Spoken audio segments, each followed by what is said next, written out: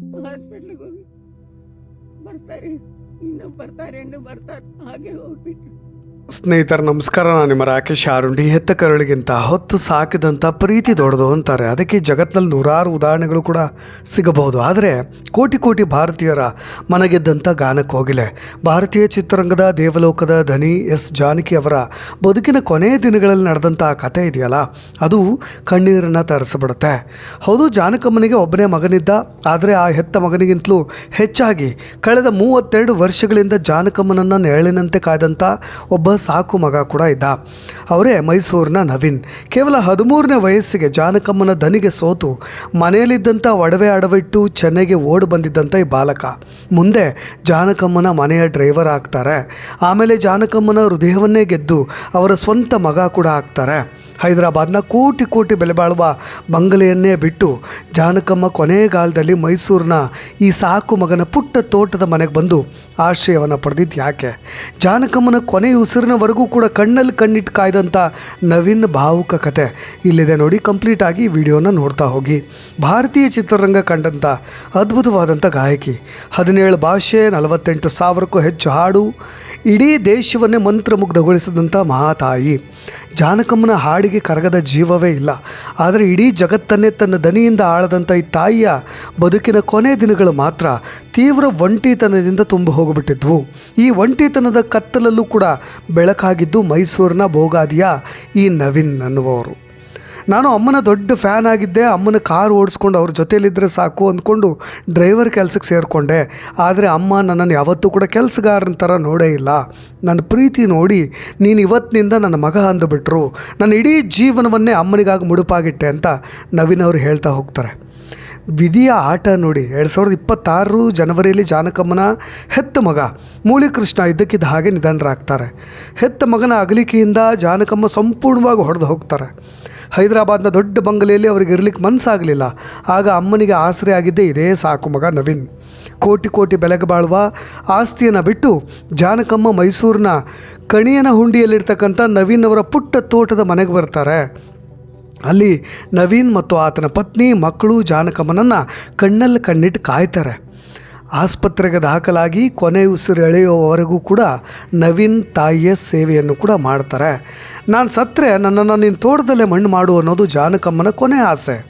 ತಾಯಿ ಆಸೆಯಂತೆ ನವೀನ್ ತನ್ನ ಸ್ವಂತ ತೋಟದಲ್ಲೇ ಸಕಲ ಸರ್ಕಾರಿ ಗೌರವಗಳೊಂದಿಗೆ ಅಮ್ಮನ ಅಂತ್ಯಕ್ರಿಯೆಯನ್ನು ನೆರವೇರಿಸಿದರು. ಹೆತ್ತು ಮಗ ಮಾಡಬೇಕಾದಂಥ ಕರ್ತವ್ಯವನ್ನು ಸಾಕು ಮಗನಾಗಿ ನಿಂತು ಕಣ್ಣೀರ ಧಾರೆ ಎರೀತಾ ಪೂರೈಸಿದರು. ಜಾನಕಮ್ಮ ಇವತ್ತು ದೈಹಿಕವಾಗಿ ನಮ್ಮೊಂದಿಗಿಲ್ಲದೆ ಇರಬಹುದು, ಆದರೆ ನವೀನ್ ತೋರಿದಂಥ ಈ ಅಪ್ರತಿಮ ತಾಯಿ ಮಗನ ಪ್ರೀತಿ ಮಾತ್ರ ಬಳ್ಳಿಯಂತೆ ಹಸಿರಾಗಿ ಉಳಿಯುತ್ತೆ ನೋಡಿ. ಹಣ, ಆಸ್ತಿ, ಅಂತಸ್ತು ಎಲ್ಲವೂ ಇರುವಾಗ ನೂರಾರು ಜನ ಜೊತೆಗಿರ್ತಾರೆ. ಆದರೆ ಬದುಕಿನ ಕೊನೆಯ ದಿನಗಳಲ್ಲಿ ಒಂಟಿತನ ಕಾಡಿದಾಗ ಸಿಗುವ ಅಪ್ಪಟ ಪ್ರೀತಿ ಇದೆಯಲ್ಲ, ಅದು ಬೆಲೆ ಕಟ್ಟಲಾಗದ್ದು. ಗಾನಕೋಗಿಲೆ ಜಾನಕಮ್ಮನಿಗೆ ಅಂಥದ್ದೊಂದು ದೈವಿಕ ಪ್ರೀತಿಯನ್ನು ಕೊಟ್ಟಂಥ ನವೀನ್ ಅವರ ಭಕ್ತಿ ಮತ್ತು ಸೇವೆಗೆ ನಾವೆಲ್ಲರೂ ಕೂಡ ತಲೆಬಾಗಲೇಬೇಕು. ಜಾನಕಮ್ಮನವರ ಅಂತ್ಯಕ್ರಿಯೆ ನಡೆದಂಥ ಮೈಸೂರು ತಾಲೂಕಿನ ಕಣಿಯನ ಹುಂಡಿಯ ತೋಟದ ಮನೆಯನ್ನು ಜಾನಕಿ ಅವರೇ 2019ರಲ್ಲಿ ಖರೀದಿ ಮಾಡಿದ್ದರಂತೆ. ಆದರೆ ಇದರ ಕಂಪ್ಲೀಟ್ ನಿರ್ವಹಣೆಯನ್ನು ಸಂಪೂರ್ಣವಾಗಿ ಸಾಕು ಮಗ ನವೀನ್ ಅವರು ನೋಡ್ಕೊಳ್ತಾ ಇದ್ರು ಅವ್ರ ತೋಟದಲ್ಲಿ ಅನ್ನೋ ರೀತಿಯಾಗಿ. ಈಗಾಗಲೇ ವಿಲ್ನಲ್ಲಿ ಬರೆದಿಟ್ಟ ಹಾಗೆ ಅದು ಕಂಪ್ಲೀಟಾಗಿ ನವೀನ್ ಅವರಿಗೆ ಸೇರುತ್ತಾ ಅನ್ನೋ ಥರದ ಚರ್ಚೆಗಳು ಆಗ್ತಾ ಇದೆ. ಅದು ವೆರಿ ಕಾನ್ಫಿಡೆನ್ಷಿಯಲ್ ವಿಲ್ನಲ್ಲಿ ಏನೆಲ್ಲ ಬರೆದಿಟ್ಟಿದ್ದಾರೆ ಅನ್ನೋ ಥರದ ಚರ್ಚೆಗಳು ಕೂಡ ಈಗ ಮುನ್ನೆಲೆಗೆ ಬರಬೇಕು. ಅದು ಅವ್ರ ಕುಟುಂಬದವರೇ ಹೇಳಬೇಕಾಗಿದೆ. ಆದರೆ ಈಗ ಸದ್ಯ ಹರಿದಾಡ್ತಾ ಇರೋ ಸುದ್ದಿ ಹಾಗೆ ನವೀನ್ ಅವರಿಗೆ ಬಹಳ ದೊಡ್ಡ ಆಸ್ತಿಯನ್ನು ಎಸ್ ಜಾನಕಿ ಅವರು ಬಿಟ್ಟು ಹೋಗಿದ್ದಾರೆ ಅಂತ ನೋಡಿ. ಕಾಲ ಅನ್ನೋದು ಯಾರಿಗೋಸ್ಕರನೂ ಕಾಯಲ್ಲ. ಆದರೆ ಆ ಕಾಲದ ಚಕ್ರ ಉರುಳಿ ಆಯಸ್ಸು ಮುಗಿದು ಹೋಗಬೇಕಾದ್ರೆ ಮನುಷ್ಯನ ಜೊತೆಗೆ ಬರೋದು ಯಾರು? ಕೋಟಿ ಕೋಟಿ ಭಾರತೀಯರ ಮನಸ್ಸನ್ನು ತನ್ನ ಗಾಯನದಿಂದ ತಣಿಸಿದಂಥ ಗಾನಕೋಗಿಲೆ ಎಸ್ ಜಾನಕಿ ಅವರ ಕೊನೆಯ ಕ್ಷಣದ ಆ ದೃಶ್ಯ ಇದೆಯಲ್ಲ, ನಿಮ್ಗೆ ತುಂಬ ಇಂಟ್ರೆಸ್ಟಿಂಗ್ ಆಗಿರೋ ವಿಷಯವನ್ನು ನಾನು ಹೇಳಲೇಬೇಕು. ಅದು ಇಡೀ ದೇಶದ ಕಣ್ಣುಗಳನ್ನು ತೇವಗೊಳಿಸಿಬಿಟ್ಟಿದೆ. ವೀಕ್ಷಕರೇ, ಜಾನಕಮ್ಮ ಈ ಹಲೋಕ ತ್ಯಜಿಸಬೇಕಾದ್ರೆ ಅವ್ರ ಎಡಗೈನಲ್ಲಿ ಒಂದು ರಿಸ್ಟ್ ವಾಚ್, ಬಲಗೈನಲ್ಲಿ ತಮಗಿಷ್ಟವಾದಂಥ ಪುಟ್ಟ ಶ್ರೀಕೃಷ್ಣನ ವಿಗ್ರಹ ಇತ್ತು. ಪ್ರಾಣ ಪಕ್ಷಿ ಹಾರಿ ಹೋದರೂ ಸಹಿತ ಆ ಕೃಷ್ಣನ ವಿಗ್ರಹವನ್ನು ಅವರು ಗಟ್ಟಿಯಾಗಿ ಹಿಡಿದುಕೊಂಡೇ ಇದ್ದರು. ಆಸ್ಪತ್ರೆಯ ಬೆಡ್ ಮೇಲಿಂದ ಹಿಡಿದು ಚಿತೆಯ ಮೇಲೆ ಮಲಗುವವರೆಗೂ ಕೂಡ ಕೃಷ್ಣ ಅವ್ರ ಕೈಯನ್ನು ಬಿಡಲಿಲ್ಲ. ಏನಿದು ಕೊನೆಯ ಕ್ಷಣದ ಕೃಷ್ಣ ರಹಸ್ಯ ಅಂತ ನಿಮ್ಗೆ ಅನ್ನಿಸ್ತಾ ಇರ್ಬೋದು. ಎಡಗೈನಲ್ಲಿ ವಾಚ್, ಬಲಗೈನಲ್ಲಿ ಕೃಷ್ಣ. ಇದು ಕಣ್ಣಾರೆ ಕಂಡವರು ಮಾತ್ರ ನಂಬಬಹುದಾದಂಥ ಪರಮಾಶ್ಚರ್ಯ. ಜಗತ್ತನ್ನೇ ತನ್ನ ಧ್ವನಿಯಿಂದ ಮಂತ್ರ ಮುಗ್ಧಗೊಳಿಸಿದಂಥ ಮಹಾತಾಯಿ ಎಸ್ ಜಾನಕಿ ಅವ್ರ ಕಣ್ಣು ಮುಚ್ಚಿದಾಗ ಅವ್ರ ಕೈಯಲ್ಲಿದ್ದಂಥ ದೃಶ್ಯ ಎಲ್ಲರನ್ನೂ ಕೂಡ ಭಾವುಕರನ್ನಾಗಿಸ್ಬಿಡ್ತು. ಹುಟ್ಟಿದ ಪ್ರತಿಯೊಬ್ಬ ಜೀವಿಯೂ ಒಂದು ದಿನ ಹೋಗಲೇಬೇಕು. ಆದರೆ ಹೋಗಬೇಕಾದ್ರೆ ಜಾನಕಮ್ಮ ಇಡೀ ಜಗತ್ತಿಗೆ ಒಂದು ಮಹಾನ್ ಸತ್ಯವನ್ನು ಸಾರಿ ಹೋಗಿದ್ದಾರೆ. ಅವರ ಎಡಗೈನಲ್ಲಿ ಕಾಲವನ್ನು ತೋರಿಸುವ ವಾಚಿತ್ತು, ಬಲಗೈನಲ್ಲಿ ಕಾಲಾತೀತನಾದ ಶ್ರೀಕೃಷ್ಣನಿದ್ದ. ಅದಕ್ಕೆ ಹೇಳಿದ್ದು ನಾನು, ವಿಧಿಯ ಆಟ ಹೇಗಿದೆ ಅಂತ. 2026 ಆರಂಭದಲ್ಲಿ ಜಾನಕಮ್ಮನವರ ಏಕೈಕ ಹೆತ್ತ ಮಗ ಮುರಳೀಕೃಷ್ಣ ನಿಧನರಾದಾಗ ಈ ತಾಯಿ ಸಂಪೂರ್ಣವಾಗಿ ಹೊಡೆದು ಹೋದಂಥ ಸುದ್ದಿಯನ್ನು ನಾನು ನಿಮಗೆ ಹೇಳಿದೆ. ಆದರೆ ಹಗಲು ರಾತ್ರಿ ಕೃಷ್ಣನಂತೆ ಮಗುವಿನಂತೆ ಭಾವಿಸಿ ಮಡಿಲಿಟ್ಟಿಟ್ಕೊಳ್ತಾ ಇದ್ದಿದ್ರು ಶ್ರೀಕೃಷ್ಣನ $1. ಆಸ್ಪತ್ರೆಗೆ ದಾಖಲಾದಾಗಲೂ ಕೂಡ ನೋವಿನಲ್ಲೂ ಕೂಡ ಆ ಕೃಷ್ಣನ ವಿಗ್ರಹವನ್ನು ಎದೆ ಮೇಲೆ ಇಟ್ಕೊಳ್ತಾ ಇದ್ರಂತೆ. ಕೊನೆಗೆ ಪ್ರಾಣ ಬಿಡಬೇಕಾದರೂ ಆ ಕೃಷ್ಣನನ್ನೇ ಗಟ್ಟಿಯಾಗಿ ಹಿಡಿದುಕೊಂಡಿದ್ರಂತೆ. ಅವ್ರ ಆಪ್ತರು ಹೇಳೋ ಹಾಗೆ ಅಮ್ಮ ಕೊನೆಯ ದಿನಗಳಲ್ಲಿ ಕೃಷ್ಣನನ್ನೇ ಸರ್ವಸ್ವ ಅಂತ ಅಂದ್ಕೊಂಡಿದ್ದರು. ಎಡಗೈನಲ್ಲಿದ್ದಂಥ ವಾಚ್ ಈ ಭೂಮಿಯ ಮೇಲೆ ಅವ್ರ ಸಮಯ ಮುಗೀತು ಅನ್ನೋದನ್ನು ತೋರಿಸ್ತಾ ಇತ್ತು. ಆದರೆ ಬಾಲಕೃಷ್ಣನ ವಿಗ್ರಹ ಹಿಡಿದಿದ್ದಂಥ ಬಲಗೈ ಸಮಯ ಮುಗಿದ್ರೂ ಕೂಡ ನಾನು ಕೃಷ್ಣನ ಮಡಿಲು ಸೇರಿದ್ದೀನಿ ಅನ್ನೋ ತತ್ವವನ್ನು ಸಾರ್ತಾ ಇತ್ತು. ಈ ದೃಶ್ಯ ನೋಡಿ ನಮಗೆ ಕಣ್ಣೀರು ತಡಿಲಿಕ್ಕೆ ಸಾಧ್ಯವಾಗಲಿಲ್ಲ ಅಂತ ಅವರ ಆಪ್ತರೆ ಮಾಧ್ಯಮಗಳ ಮುಂದೆ ಹಂಚಿಕೊಳ್ತಾರೆ. ಸಾಮಾನ್ಯವಾಗಿ ಅಂತ್ಯ ಸಂಸ್ಕಾರದ ವೇಳೆ ಮೃತದೇಹದಲ್ಲಿರ್ತಕ್ಕಂಥ ಒಡವೆ ವಸ್ತುಗಳನ್ನೆಲ್ಲ ತೆಗೀತಾರೆ. ಆದರೆ ಜಾನಕಮ್ಮನವರ ವಿಷಯದಲ್ಲಿ ಹಾಗಾಗಲಿಲ್ಲ. ಯಾಕಂದರೆ ನನ್ನ ಅಂತ್ಯಕಾಲದಲ್ಲಿ ಕೃಷ್ಣ ನನ್ನೊಂದಿಗೆ ಇರಬೇಕು ಅನ್ನೋದು ಅವರ ಪರಮ ಇಚ್ಛೆ ಆಗಿತ್ತು, ಅಂತಿಮ ಇಚ್ಛೆ ಆಗಿತ್ತು.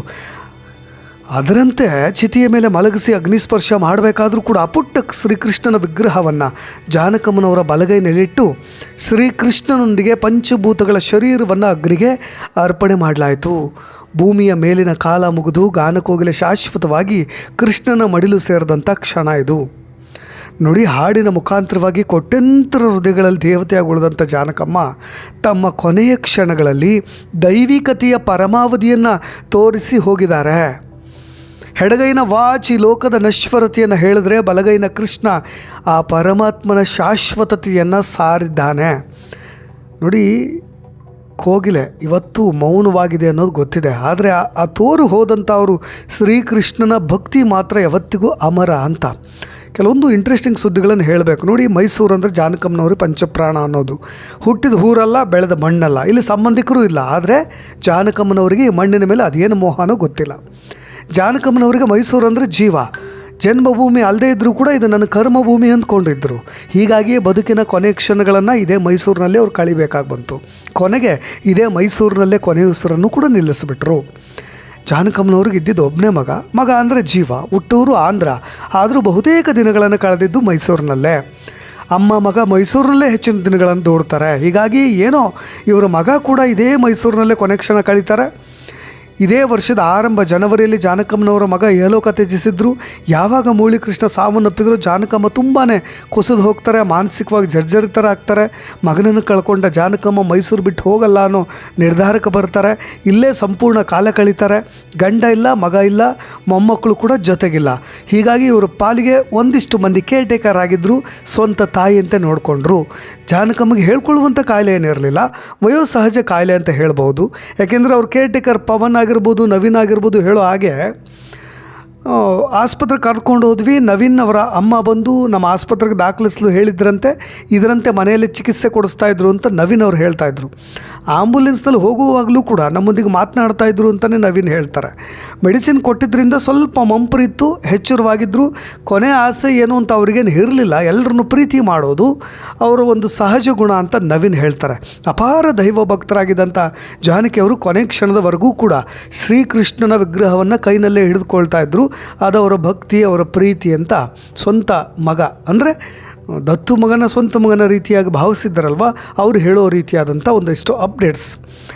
ದೇಹ ಪಂಚಭೂತಗಳಲ್ಲಿ ಲೀನವಾಗಿರ್ಬೋದು, ಚಿತೆ ಬೂದಿಯಲ್ಲಿ ಶ್ರೀಕೃಷ್ಣನ ವಿಗ್ರಹವೂ ಕೂಡ ಕರಗಿರ್ಬೋದು. ಆದರೆ ಜಾನಕಮ್ಮನವರು ಇಡೀ ಜಗತ್ತಿಗೆ ನೀಡಿ ಹೋದಂಥ ದೈವಿಕ ಗಾಯನ ಮತ್ತು ಅವರ ಈ ಕೊನೆ ಕ್ಷಣದ ಕೃಷ್ಣನ ಭಕ್ತಿ ಇದೆಯಲ್ಲ, ಅದು ಈ ಭೂಮಿ ಆಕಾಶ ಇರೋವರೆಗೂ ಕೂಡ ಅಮರ, ಅಜರಾಮರ. ಈ ಧೀಮಂತ ಚೇತನಕ್ಕೆ ನಮ್ಮ ವಾಹಿನಿ ಪರವಾಗಿ ಕೋಟಿ ಕೋಟಿ ಪ್ರಣಾಮಗಳು. ಧನ್ಯವಾದ.